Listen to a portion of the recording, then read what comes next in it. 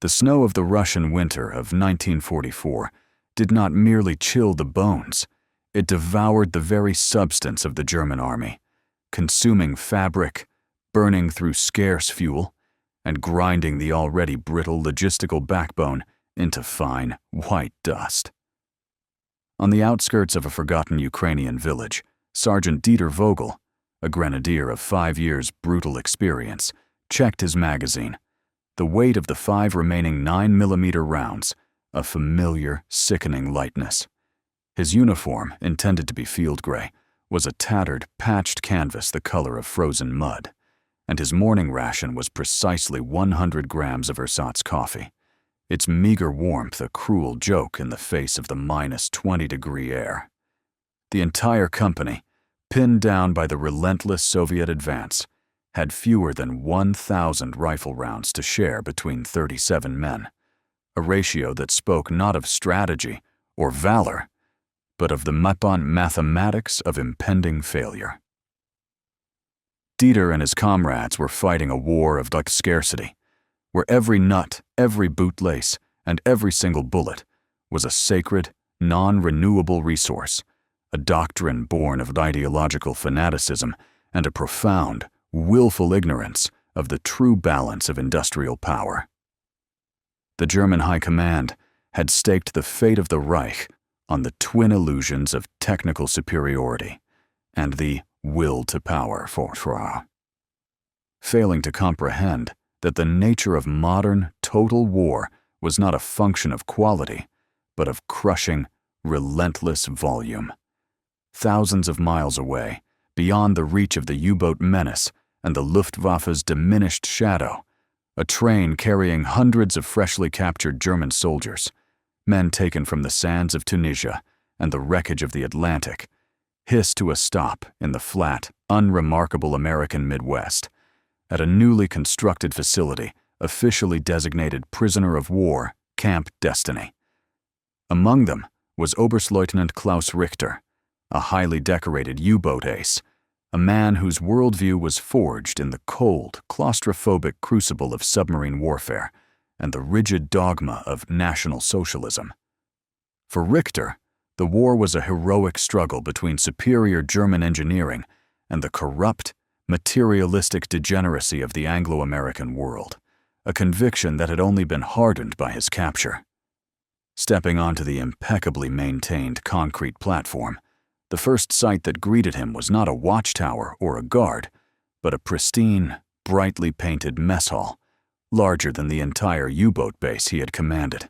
His men, exhausted and malnourished from the long transatlantic journey, were immediately processed, stripped of their threadbare uniforms, and issued a new kit of robust, if slightly oversized, khaki fabric. At dinner that evening, Richter watched in stunned silence as his men were served a 3-course meal, a thick, savory roast beef, fresh mashed potatoes that tasted genuinely of butter, and a dessert of canned peaches with fresh cream. The American officers, Major Dr. Frank Wallace chief among them, walked among the tables with an air of professional indifference. The abundance, in its sheer, effortless volume, was so great that the German prisoners openly whispered it must be a staged propaganda effort, a cynical display designed to break their morale. They were wrong. It was not propaganda. It was merely a byproduct of American logistics. This was the core premise, the undeniable ironclad thesis of the conflict. The true weapon of the United States in World War II was not the tank or the bomber, but the nation's logistics and its industrial capacity, which was so vast that it literally warped the reality of the war, extending even to the care, feeding, and management of its enemies. The conflict was not merely one of armies or ideology, but a fundamental, non-negotiable contrast between the German Reich, an entity built on scarcity and fanaticism, and the American arsenal, an economic system defined by superfluity and ruthless efficiency. The deep-seated industrial vulnerabilities of the German Reich, the crippling dependence on a handful of specialized alloys like tungsten, the desperate need for synthetic fuel to compensate for a lack of domestic oil, and the persistent bottleneck in precision components like footnote. Ball bearings meant that every finished piece of equipment was a singular, precious triumph of engineering. Their logistics were a fragile spiderweb of customized components and specialized production runs. Contrast this with the pragmatic, almost brutal standardization of the American war machine. A single design of K ration produced in the millions, the 1,400 tiers. Distinct parts of a Liberty ship built in assembly lines that spat out a new hull in weeks, or the standardized parts of the ubiquitous Jeep, which allowed Major Frank Wallace, the camp commander, a man whose temperament was less soldier and more production line pragmatist, to order spare parts for his fleet of camp trucks with the same ease he ordered fresh tomatoes. Wallace's job was not one of martial heroism, it was a problem in resource management. For Richter, the camp was a degrading captivity. For Wallace, it was an administrative necessity, and the efficiency with which he managed it was a testament to the fact that his nation had resources so great, their surplus spilled over entirely by accident into the comfort of their foes.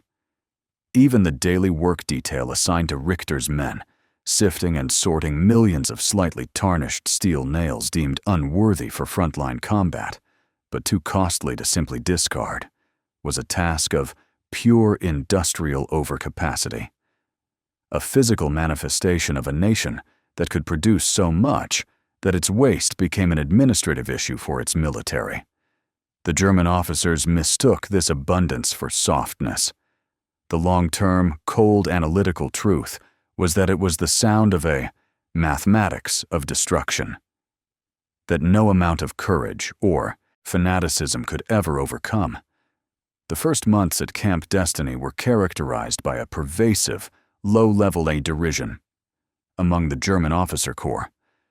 Oberstleutnant Richter and his fellow veterans, products of an industrial philosophy that prized technical complexity and bespoke engineering, viewed the American war machine with a mixture of contempt and disbelief. The American vehicles, the weapons, even the uniforms, seemed built not for war, but for easy replacement, lacking the sleek, over-engineered precision that defined the Luftwaffe's fighters or the Wehrmacht's heavy tanks. They laughed openly at the sight of the P-47 Thunderbolt, a fighter plane they immediately nicknamed the FOM, Flying Milk Bottle. For its bulky, corpulent fuselage, a design they felt lacked the elegant, deadly lines of the Messerschmitt 109. Richter viewed this apparent American lack of sophistication as an ideological weakness. They mistook simplicity and mass producibility for an inherent lack of quality, a crucial error that stood as the core irony of their imprisonment.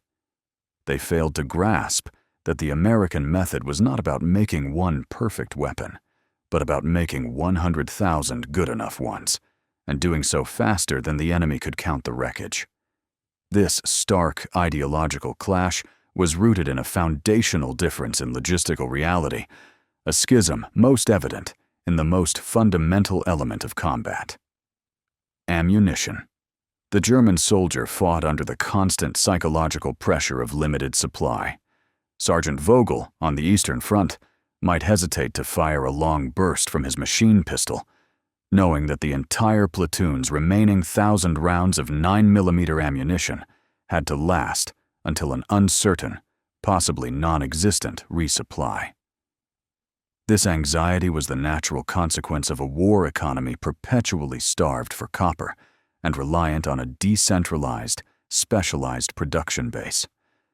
Contrast this acute scarcity with the reality unfolding 600 miles from Camp Destiny, where a single Remington ordnance plant, working 3 shifts, was producing small arms ammunition at a staggering, almost unimaginable rate. Their output peaked at 3,000, 400 rifle and pistol rounds every single minute.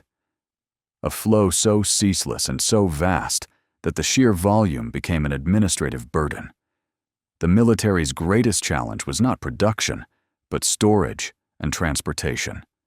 Surplus ammunition, produced far in excess of immediate need and often damaged in transit, was not painstakingly salvaged, but was frequently dumped into immense storage bunkers, or, in the most egregious cases of pure logistical overflow, simply deemed a nuisance and interred. This was the American production hammer in action, a system where even the waste products of war were 1,000 times more abundant than the frontline necessities of their enemy.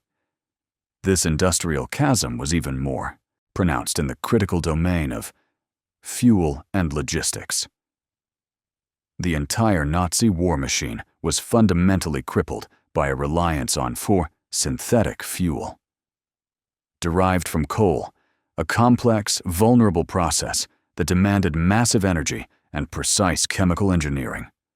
The German air effort, the armored thrusts, and the U-boat fleet all operated under the shadow of a fuel gauge hovering perpetually near empty, desperately requiring 100-octane aviation fuel that was nearly impossible to produce in the necessary quantities. The entire strategic bombing campaign of the Allied forces was eventually channeled into surgical strikes against these few, crucial synthetic fuel facilities, a focused attack that brought the German war effort to its knees without a single tank battle.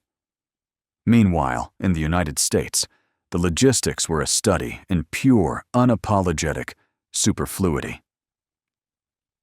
The American landscape was crisscrossed by a vast, resilient network of pipelines, the most famous of which, the Big Inch and Little Big Inch, could pump over 300,000 barrels of crude oil a day. From the Texas oil fields to the industrial Northeast, this seemingly unlimited flow of crude oil and its derivatives meant that American pilots, flying their flying milk bottles in the skies over Europe, were encouraged to fill their tanks to capacity regardless of mission length, knowing that thousands of gallons could be, and often were, jettisoned in the air without a second thought. Simply to lighten the plane for combat or landing. The sheer material cost of this waste, thousands of gallons of high-octane fuel deliberately thrown away, represented more energy than some entire German mechanized divisions could consume in a week. This contrast was brought home to Richter in the most domestic, yet most jarring fashion inside the confines of Camp Destiny itself. American logistics, bound by the Geneva Convention and driven by the principle of standardized care for all personnel. Even the enemy had equipped the POW camp with a centralized, industrial-scale laundry system. Richter, performing his daily inspection, watched the camp detail operate rows of large electric washing machines and dryers, appliances that were utterly unthinkable for the average German family. Surviving on wartime rations, let alone for the common soldier fighting in the trenches. He observed the smooth, silent churning of the mechanism, the abundant hot water and industrial-grade soap, and felt a profound, corrosive wave of disgust at the perceived waste. A disgust quickly chased by a confused, sinking realization of the incomprehensible availability of such materials. The machine, he thought, a piece of civilian comfort, was a more damning piece of evidence than any 1,000-pound bomb, proving that his nation was fighting an economic leviathan whose surplus could literally wash and dry the uniforms of its defeated soldiers. The true torment of Camp Destiny was not the fence line, nor the presence of the guards. It was the paradox of comfort that ate away at the prisoner's conviction with the relentless efficiency of rust on steel. The German soldiers, particularly the fanatical contingent led by Oberstleutnant Richter, found themselves trapped in a material reality that directly, violently contradicted every tenet of the National Socialist struggle. Under the strictures of the Geneva Convention, and the sheer, unstoppable momentum of the American logistical bureaucracy, the prisoners were living a life of comparative luxury, enjoying superior medical care, a calorific intake far exceeding that of a frontline Wehrmacht soldier, and a leisure schedule that afforded more sleep and study than most American factory workers. For men whose entire ideological framework was built on the necessity of sacrifice and the heroism of scarcity, this abundance became a source of internal, moral conflict. A rising tension that twisted the spirit far more effectively than any interrogation.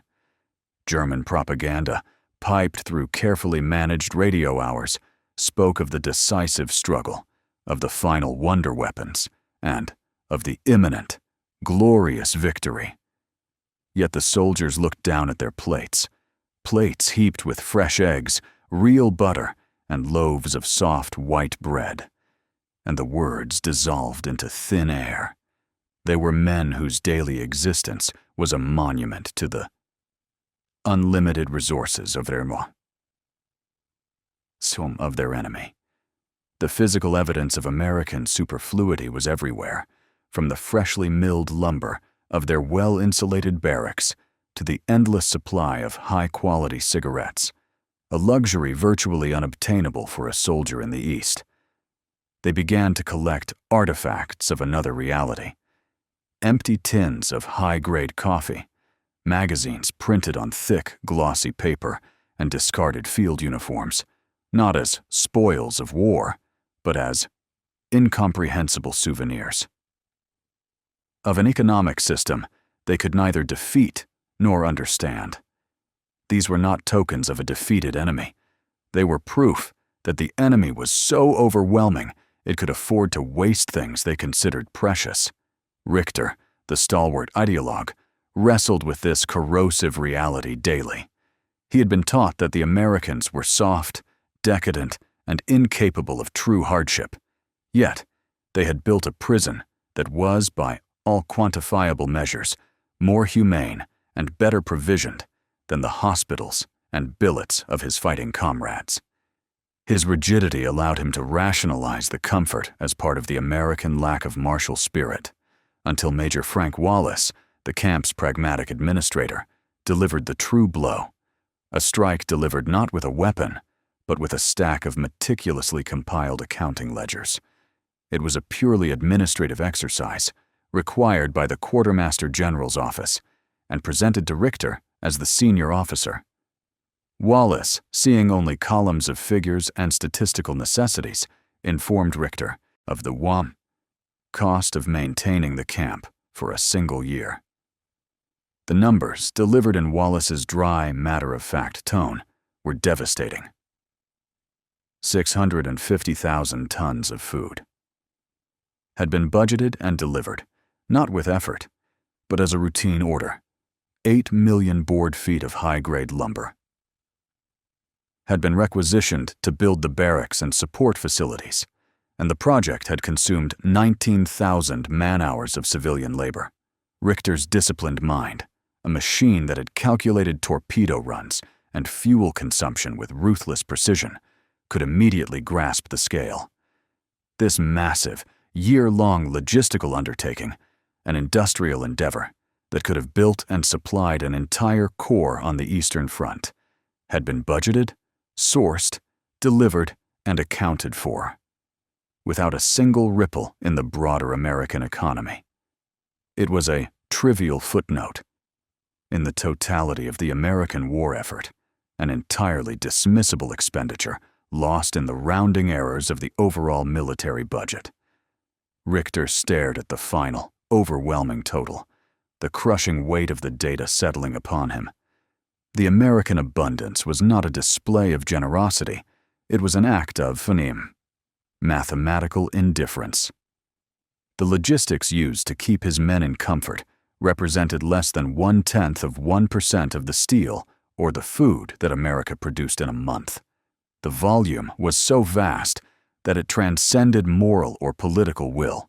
It was simply a force of nature. At that moment, Oberstleutnant Richter was not defeated by Allied bombs or tanks, but by a precise, undeniable accounting of administrative expenditure. He was forced to abandon his ideological belief in the ultimate triumph of German will, replacing it with the cold, crushing weight of data. The war, he realized with a somber, sinking certainty, was not a contest of heroes, but a brutal, simple equation, and the numbers proved that his side had already lost. The arrival of the new contingent of prisoners in the bitter cold of January 1945 marked the dramatic acceleration of the camp's emotional rhythm. These were not the hardened Afrika Korps veterans or the arrogant U-boat sailors who had arrived earlier in the war. These were the beaten, exhausted remnants of the Battle of the Bulge. Boys pulled from the disintegrating front lines, 16-year-olds with the blank, traumatized eyes of the newly defeated. They arrived on the platform at Camp Destiny, not with the sneering ideological confidence of Oberstleutnant Richter's men, but with a palpable, visceral terror, their threadbare uniforms still smelling of pine needles and desperation. For Richter, the sight was a shock. These were the last gasp of the Reich. Meat for the slaughter. Boys whose youth had been consumed by a hopeless war, and their immediate, shivering contrast to the well-fed veterans in the camp was a visual sermon on the collapsing German morale. Yet, the true climax, the single event that would shatter Richter's last defenses, was not delivered by a column of tanks or a thunderclap of artillery. It arrived in a fleet of muddy Ford pickup trucks and Buick sedans driven by local American farm families. It was an officially sanctioned, yet utterly bizarre act of logistical overflow. A voluntary civilian drive to donate comfort items to the enemy prisoners, organized by a local church group. This was the Ulba-Tauban avalanche of the civilian economy. A spontaneous outpouring of non-military goods, born not of any grand political strategy, but simply because the American people had it to spare. The collection point quickly became a scene of overwhelming, bewildering chaos. Camp logistics officers, men used to managing millions of K rations and gallons of fuel, stood slack-jawed as they attempted to process the donations. The scale defied organization. There were ones of thousands of paperback books. Their garish covers a rainbow of distraction, enough to stock a small library. Hundreds of used musical instruments, including guitars and accordions, a near infinite supply of razor blades, shaving cream, and high-quality soap. Necessities of grooming that were now non-existent luxuries in the Reich. The focus of the entire bewildering spectacle centered on Richter, standing silently by the fence line, his rigid posture slowly beginning to crumble under the sheer, non-violent force of the spectacle. He watched as a stout, kindly American farm woman, wearing a flour-dusted apron, argued briefly with Major Wallace, demanding that her donation be accepted immediately. She then proceeded to pull from the back of her sedan crates of perfectly good eggs and forked loaves of fresh, unrationed white bread, goods that could have easily fed her own family for a week, and presented them to the enemy, not out of a deep political conviction, but merely because she had such a surplus that sharing it was the simplest and most natural action. Richter's military mind, trained to identify critical targets, was unable to process this image. The enemy was defined by its will, its malice, its intent. Yet these people were not acting with malice, only with an almost accidental superfluity that eclipsed his nation's entire capacity for production. The final turning point was the sight of one of the newly arrived 16-year-old prisoners, a pale farm boy from Pomerania. The boy, having just been handed a thick stack of America comic books, the brightly colored, cheaply produced adventures of fictional heroes, sat down on a pile of donated blankets and began to quietly, uncontrollably weep. Warmth. He wasn't crying from pain or fear, but from the overwhelming sensory experience of a world where such a volume of frivolous, brightly colored, perfectly produced entertainment could simply be thrown away. The boy was not broken by a bomb, but by a stack of printed paper. It was then that Oberstleutnant Richter's lifelong, rigid National Socialist belief into scarcity and the will to power shattered under the undeniable material reality of the American civilian heartland. He was not broken by the sight of a factory full of tanks, but by a community full of excess. He suddenly understood that his men were not fighting a military force, but an economic leviathan that produced not just weapons, but overwhelming, relentless, almost accidental abundance. As a mere byproduct of its existence, his realization was a cold, quiet epiphany, a final, unchallengeable data point proving his nation's defeat. The inner monologue that marked the complete collapse of his ideology was sharp and concise, settling the thesis of the entire conflict. They were not fighting a nation. They were fighting a factory.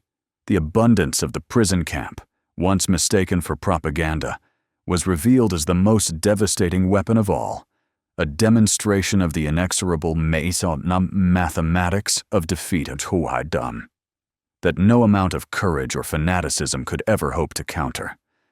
The paradoxical luxury afforded the prisoners at Camp Destiny was not merely a bizarre anecdote of bureaucratic process, it was a potent metaphor for the totality of the American war effort, a physical manifestation of a production engine so vast that its sheer scale overwhelmed all tactical and ideological resistance. The men who lounged on their comfortable bunks and played cards with donated decks were living proof that the industrial supremacy of the United States had rendered their fight numerically inevitable. The question for the German Reich was never if they would lose, but simply when the industrial footprinting of the enemy would finally crush them under its sheer weight.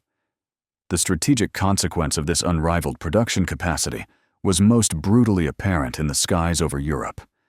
German pilots, often highly trained, experten, with scores of confirmed kills, viewed the endless waves of American bombers, the B-17 Flying Fortresses and the Liberators, as the hammers from heaven, instruments of relentless destruction. Yet to the German fighter command, the true horror was not the effectiveness of the individual machine, but the mathematical indifference to its loss. A squadron of Me-262 jet fighters might, in a single day, destroy 20 of the huge, corpulent B-24 bombers, a victory that would have been counted as decisive in any other war. But for the American production lines, the loss of 20 aircraft, though a tragedy for the 150 crewmen aboard, was mathematically insignificant. It was a wound that healed faster than it was inflicted.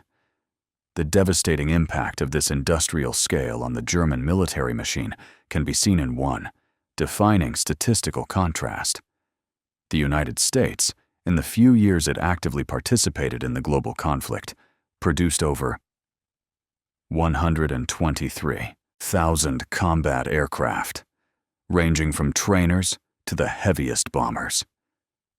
This astonishing volume meant that when a young American pilot arrived in England, he knew that even if his plane was destroyed, a new, fully equipped airframe, ready to fly, was already rolling off a distant assembly line within hours. Conversely, the German Reich, crippled by constant strategic bombing and their own complex, inefficient production methods, struggled desperately to replace even the irreplaceable losses of their elite pilots. When an expert was shot down, not only was a highly skilled individual lost forever, but the factory struggled for weeks to replace his bespoke, highly engineered fighter. The American system was designed for the assumption of loss, built on a concept of unlimited resources, where the machine was expendable and the replacement was immediate. The German system relied on scarcity, where every resource and every highly trained man was a finite, sacred asset. The irony of the POW camp's luxury, therefore, was tempered by a somber acknowledgement of the immense human cost required to create that abundance. That endless flow of materials which allowed Major Wallace to treat his German prisoners with such bureaucratic generosity was bought through the relentless labor of millions of American workers, many of whom faced their own hardships, long hours, and rationing at home. The very steel used for the barracks in Camp Destiny might have been slated for the factories producing the bombs that were, at that very moment, turning German cities into rubble, killing the families and friends of the men resting inside the prison. The industrial disparity made the German soldier's death tragic, not just because it was an ideological act, but because it was numerically inevitable. From the moment the first American factory was tooled for war. For Oberstleutnant Richter, whose ideological conviction had been shattered by the sight of civilian charity, the camp transformed from a prison into a tombstone. A monument not to his capture, but to the insurmountable power of an economic system he was too arrogant to respect. The three-course meals, the electric lights, the sheer volume of material goods that defined his captivity stood as indisputable evidence. His rigid, technologically complex nation was not defeated by a flaw in courage or will, but by a flaw in its capacity. It was a fight against a nation that could afford to outfit its prisoners better than his nation could outfit its fighting men, a realization that confirmed the crushing, mathematical truth of his ultimate defeat. The year was 1946. The vast, brutal conflict was over, concluded not with a single dramatic surrender, but by the slow, inexorable for mathematics of defeat that Oberstleutnant Richter had already calculated in the manicured, absurdly comfortable prison camp of Camp Destiny. Having served his time in the United States, Richter was finally repatriated. The narration follows him not in the triumphant stride of a returning veteran, but in the subdued despair of a man who understands that his ideological conviction was a futile sacrifice against an industrial leviathan. He stepped off the train in a shattered, smoke-stained Hamburg, returning to a post-war Germany defined by scarcity, desperation, and the cold reality of rubble. The starkness of this final reality was the last, most damning piece of evidence. Back in the American heartland, the end of the war brought not a celebratory slowing, but merely a pivot in the relentless engine of production. Camp Destiny, the site of the German officers' paradoxical luxury, was immediately slated for closure.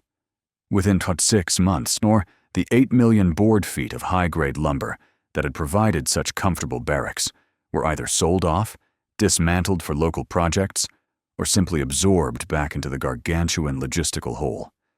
The wire fences were coiled and stored, the kitchen equipment rerouted to other civilian facilities, and the land, having served its brief, bizarre purpose, was returned to agricultural use. The speed and effortless disposal of the facility left virtually no industrial footprint. The prison that had consumed so many resources as a trivial footnote vanished without a ripple, leaving nothing behind save for the bewildered, unsettling memories of the German prisoners who had once lived better than most of the American civilians who guarded them. This final act of effortless demobilization served as the ultimate data-supported conclusion to the entire conflict. The American industrial supremacy meant that the war's end was never a question of if.